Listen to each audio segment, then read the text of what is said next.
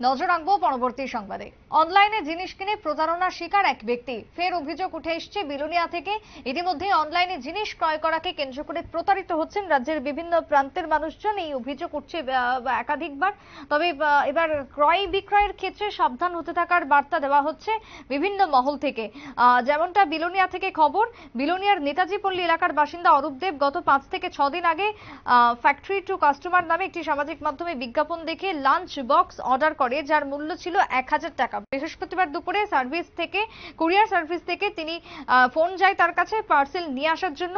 Parcel যখন নিতে যান তখন দেখেন তার হাতে যখন বাক্স দেওয়া হয় তখন সেই বাক্স পাওয়ার পর তিনি রীতিমতো হতবাক হয়ে যান, কারণ লাঞ্চ বক্সের পরিবর্তে রয়েছে প্লাস্টিকের খেলনার জিনিস এবং তিনি টাকাও দিয়ে দেন। সেই জায়গাতে এই পার্সেল ফিরিয়ে দেওয়ার জন্য যখন তিনি অনুরোধ জানান তখন এই পার্সেল ফেরত না নেওয়া হবে না বলেও জানানো হয় ওই কুরিয়ার সার্ভিসের থেকে। তাতে করে এক প্রকার ক্ষোভ বাড়ছে, প্রতারিত হচ্ছেন রাজ্যের মানুষ। বিভিন্ন ক্ষেত্রে বিভিন্ন সাইট থেকে অর্ডার দেওয়ার ফলে এই প্রতারণা করা হচ্ছে বিভিন্ন সাইটের মাধ্যমে, এমনটাই অভিযোগ বিলোনিয়ার নেতাজি পল্লী থেকে উঠে আসছে। কি অভিযোগ রয়েছে ওই ব্যক্তির, শুনুন।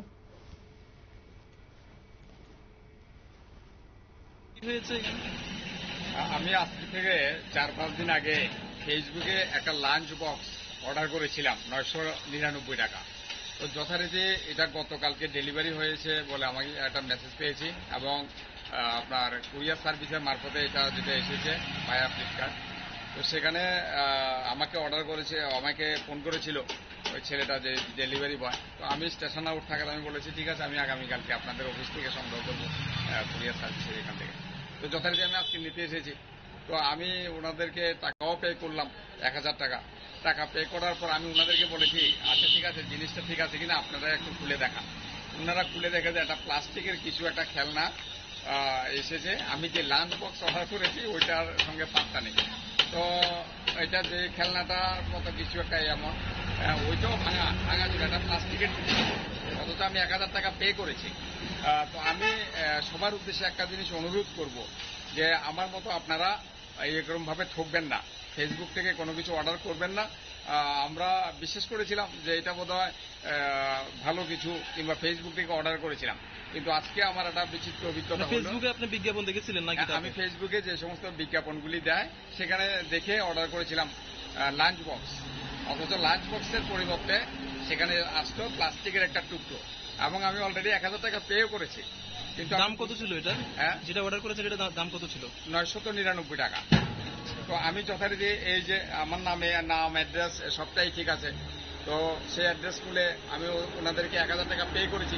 পে করার পর ওনারা জিনিসটা আমার হাতে দেওয়ার পর আমি অ্যাকসেপ্ট করার আগেই ওনাদেরকে, যারা ছিলেন ডেলিভারি বয় কিংবা অন্য অফিস স্টাফ, আমি তাদেরকে বলেছি যে এটা আপনি একটু খুলে দেখান। তো ওনারা খুলে দেখে তো আমার চক্ষু চরক গাছ। অর্ডার করেছি লাঞ্চ বক্স, এসেছে একটা প্লাস্টিকের টুকরো। তো আমি সবার উদ্দেশ্যে একটা বিনম্র অনুরোধ।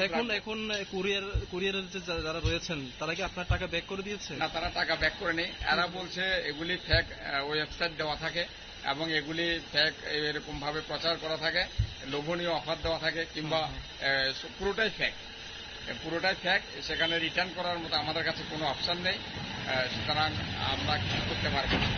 তো আমার 1000 টাকা গেলেও এতে আমার কোনো দুঃখ নেই। একটা বিচিত্র অভিজ্ঞতা হলো যে দেশটা কতটা বাটপাড়ির উপর দিয়ে চলছে এবং সমাজের মধ্যে মাকড়সা জালের মধ্যে কিভাবে বাটপাড়ি ছড়িয়ে রয়েছে।